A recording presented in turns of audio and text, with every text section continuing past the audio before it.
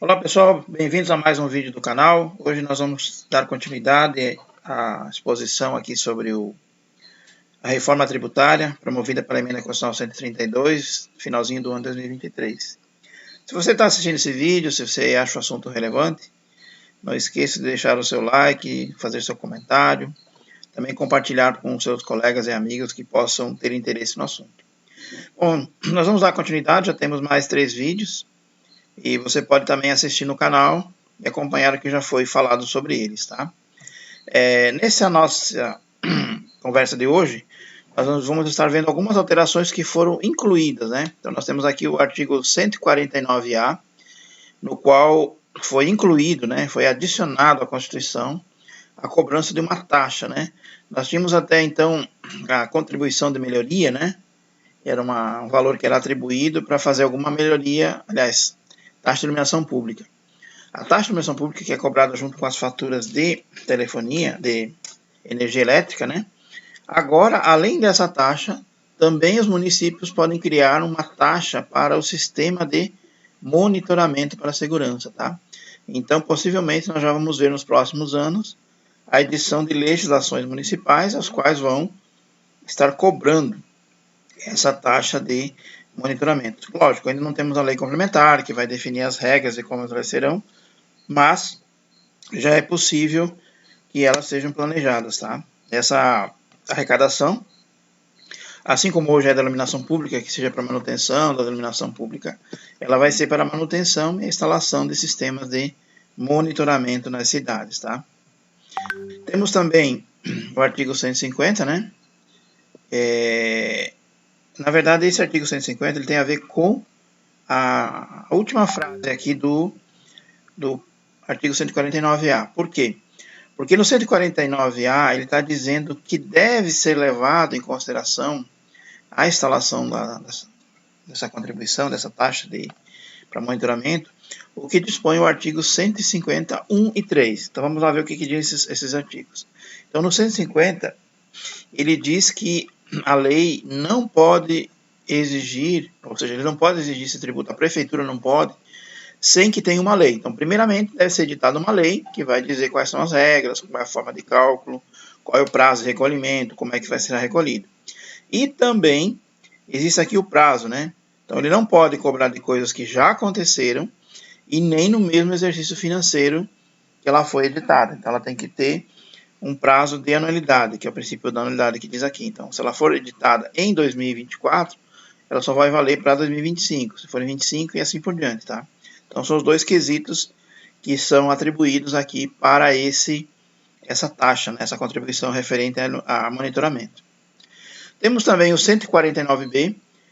No 149B, nós temos a discussão sobre os novos impostos que vão ser criados, os novos tributos, o IBS, o CBS, que até então não faziam parte do nosso rol jurídico, e agora vão ser. Então, por isso que ele está falando aqui que os tributos previstos no artigo 156A e 195 observarão as mesmas regras em relação a os fatos geradores, então terão os mesmos fatos geradores, mesma base de cálculo, e pode ser que não incidência e sujeito passivo. Quer dizer, vai ser a mesma forma, vai ser uma legislação única para os dois, né?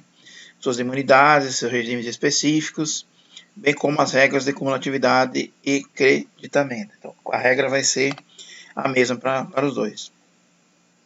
Aqui também fala das imunidades previstas no artigo 150, né, inciso 4, inciso 5, 6, aliás, inciso 6, e também não se aplicam os tributos do disposto no artigo 195, parágrafo 7. Então, vamos ver o que diz esses artigos da Constituição.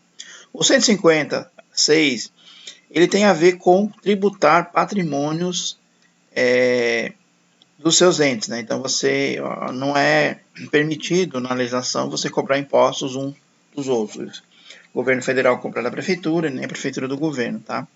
Aqui é interessante a letra B, porque na letra B foi acrescentado na Constituição, o texto que estava vigente era apenas entidades religiosas, né?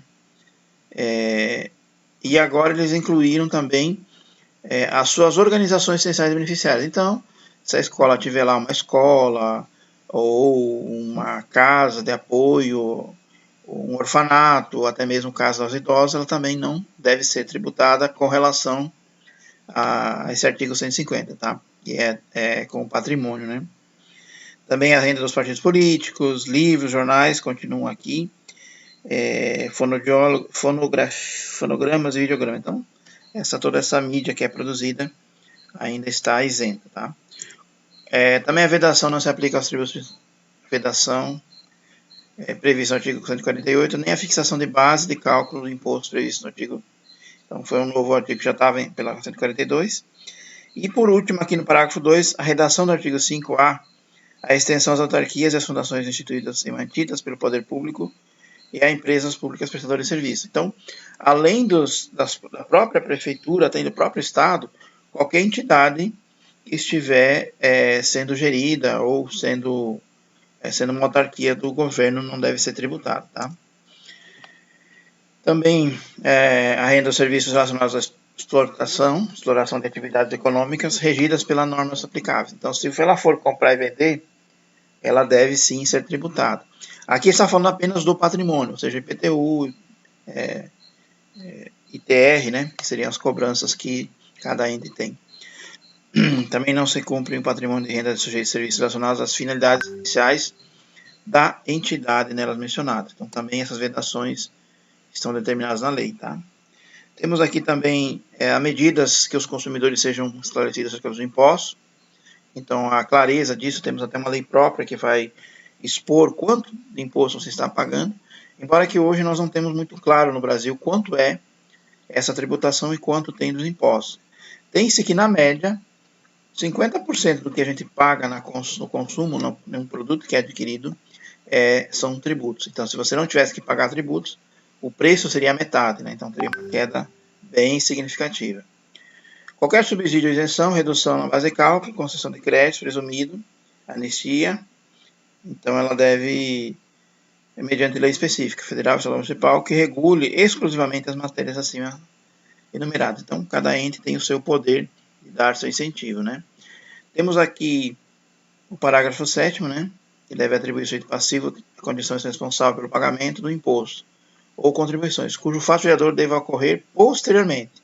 Então, ninguém pode instituir um imposto que cobre sobre fatos geradores já ocorridos, tá? Com relação ao artigo 195, né, parágrafo 7º, aliás, isso.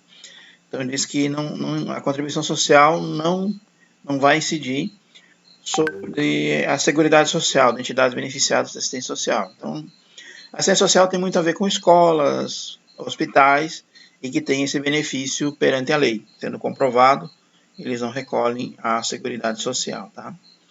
Temos mais um artigo que foi introduzido à Constituição, que é o 140C. Esse artigo, ele na verdade é uma novidade também,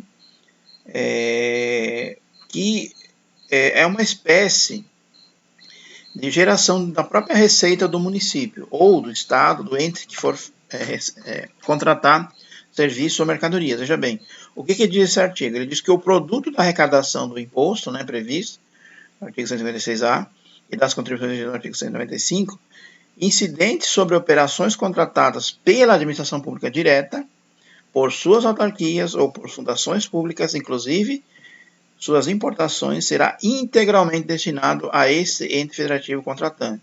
O que significa isso? Então, se a prefeitura ou se um órgão da prefeitura adquirir um produto ou um serviço de alguém, esse valor do imposto ficará totalmente para aquela entidade. É isso que diz no decorrer. Sendo que as alíquotas e contribuições devidas aos demais entes serão zeradas, ou seja, ele só vai ter o direito daquela receita, então vai acabar convertendo. Esse caso é um caso como já acontece hoje para o imposto de renda pessoa física, tá? Hoje o imposto de renda pessoa física, que é retido dos funcionários do governo do estado, é uma receita para o governo do estado, assim como de cada prefeitura também é uma renda da própria prefeitura. Eles não têm que pagar isso, não têm que sair dos cofres da entidade para repassar isso ao governo federal. Eles simplesmente lançam esse valor lá na conta de receitas do município ou do estado, conforme a sua retenção. Então, esse princípio agora também vai ser aplicado com relação ao ICBS e ao CBS, ou seja, as contribuições quando você vender para um ente da federação, do estado, do município, já vai reter esse valor e vai tornar-se receita daquele ente, tá? Sendo que os outros não vão receber, não vão concorrer com esse valor, tá? Bom, pessoal, o vídeo de hoje era isso. Agradeço você que ficou até o final. Na descrição do vídeo tem nosso endereço, nossas redes sociais.